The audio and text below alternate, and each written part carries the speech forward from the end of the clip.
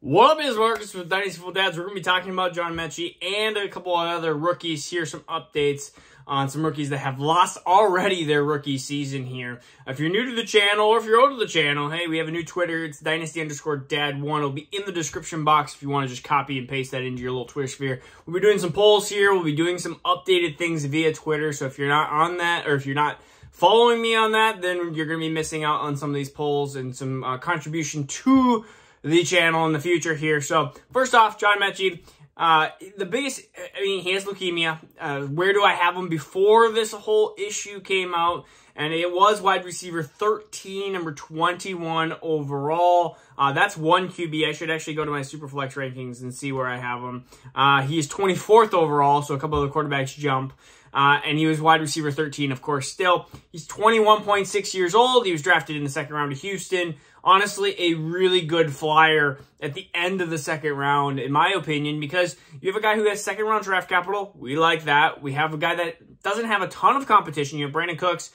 You have Nico Collins still from last year. So where is, he could have fit right into that kind of sphere of like, hey, this guy could get 700 yards and 5-6 touchdowns and not be necessarily an amazing fantasy asset, but somebody that moves up in value for sure. If he does that his rookie year, you're looking at somebody that you can definitely flip for a higher pick in the 2023 class, which is a better class. Now he misses an entire year, of course, or we're going to likely assume that. And so I have him moved even past like a Jalen Tolbert. I'm sorry, Jalen Tolbert is going to be ahead of him. Tyquan Thornton, who I don't really like from Baylor, but again, same draft capital, New England. Complete speed.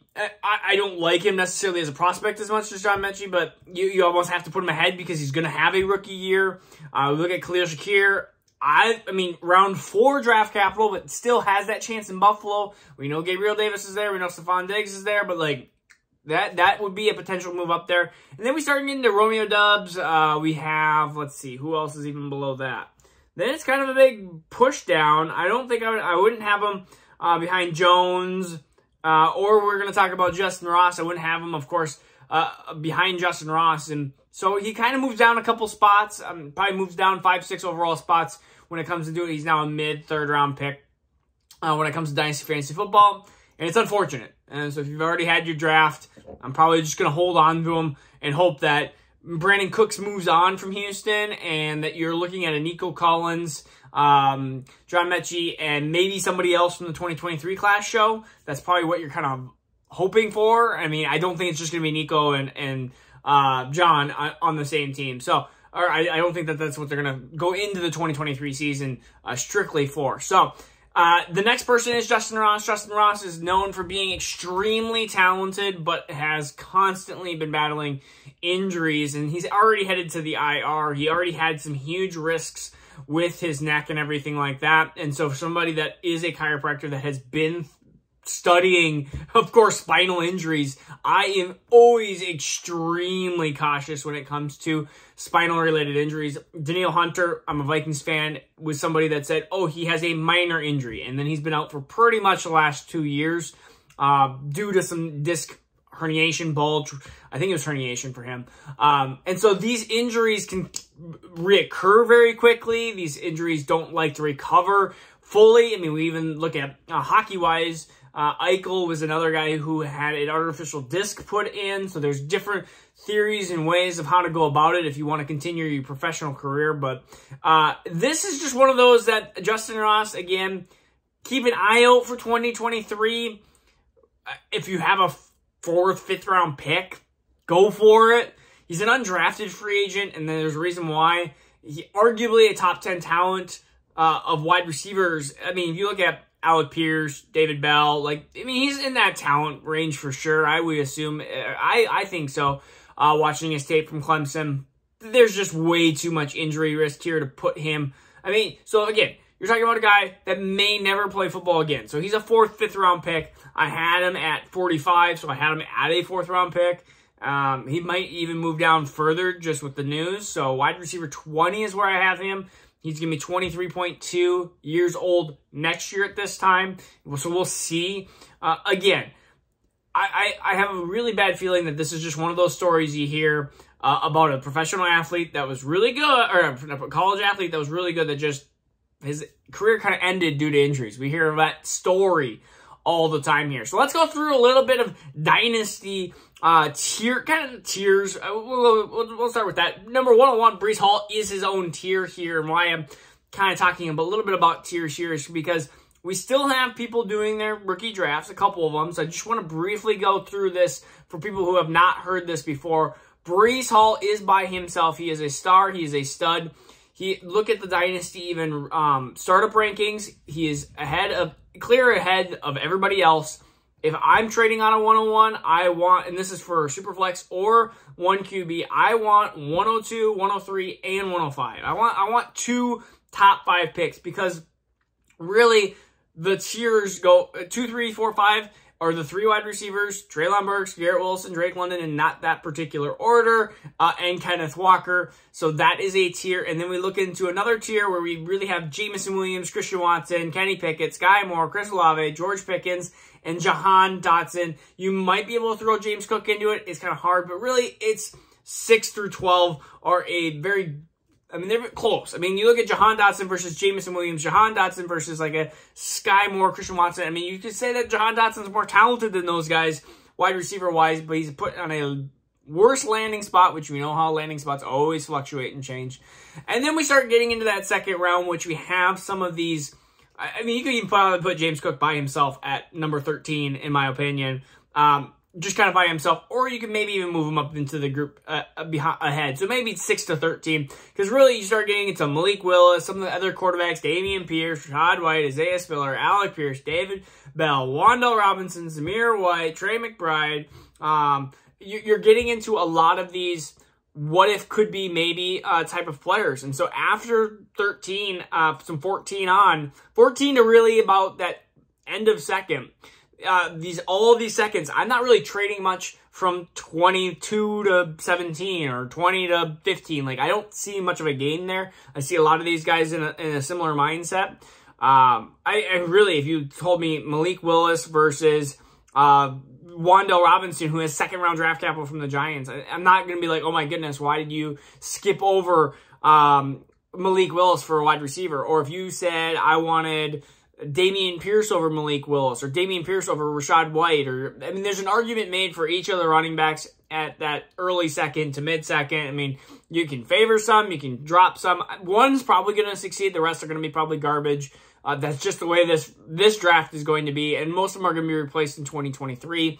The only one that really can probably stick around, I mean, is I guess maybe Isaiah Spiller, just because Austin Eckler might disappear. He might disappear after next year, but he's such an integral part of that offense. It's hard to see that. I look at even Damien Pierce, who is my RB6. I think they're going to draft a running back in 2023. That's my guess. And you're going to see him potentially even succeed. Damien Pierce, like I would say Michael Carter, like Myles Gaskin, who, again, Myles Gaskin, constantly trying to be replaced. James Robinson, constantly trying to be replaced. James Robinson is like the best version of what Damien Pierce can do, is where he does really well, and then they replace him, but kind of not replace him, because James Robinson is still an integral part of the offense. A poor offense by that means, because Houston may not change. And then after that, we start getting into the third-round flyers. Really, third rounds are dartboards. One of the 12 guys is probably going to be successful. One of the guys is probably going to be successful. We talked about statistics about first, second, and third round probabilities of hitting in rookie drafts too. And I think that if you can go search through the YouTube web, you'll be able to find that, because it's actually enlightening, because everybody in rookie drafts thinks that their player is going to be the one that hits. They think, I have a first-round pick, there's a 99% chance that person's going to hit. And that's so untrue. I mean, we even look at some of the great drafts previously. I mean, even let's look at the 2020 draft. We had Jalen Reagor. We have Cam Akers, which I would say Cam Akers at this point is a bust. We'll see what it ends up being this year. J.K. Dobbins, kind of a bust at this point. So those two are very questionable. So let's put those two questionable because of injuries. So we have Henry Ruggs, just garbage. Will forever be garbage now. Jalen Reagor, which, I mean, he is officially a bust. And I'm trying to think of who else would be in that category. So there's 4 of the at least top 12. And and Superflex, you still have Tua, which is kind of a mystery. We don't really have where that's going to go. CeeDee Lamb, which, I mean, I love CeeDee Lamb. But there's a chance that he continues to do what he did the last 2 years and doesn't make that third year jump. And then all of a sudden we're talking about CeeDee Lamb being the most overrated Dynasty player in all of Dynasty because I love his talent. I love his opportunity. I love his quarterback. I love everything about it. But he has to put it into fantasy perspective because he's not been a top 15 wide receiver.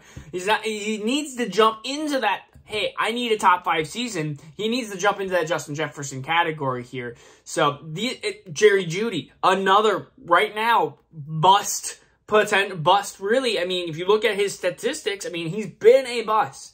Then you CEH been a bust. So really, you're looking at half of that first round of the 2020, and then you get some of the greats. You get Justin Jefferson, you get Jonathan Taylor, you get some of these top elite new round 1 Superflex startups. So be careful with overvaluing, say, some of these rookies. And if you're even able to draft some of these rookies, which has already been drafted, let's say you have Garrett Wilson and somebody starts offering you more than Garrett Wilson value. If they start offering you a top, like if they start offering you DJ Moore or they start offering you Terry McLaurin, like these are players that I'm taking because I already know that they're going to be successful at they've already been successful at the NFL level. We have no idea if Garrett Wilson will be. I mean, Garrett Wilson, I project him as being a wide receiver 2.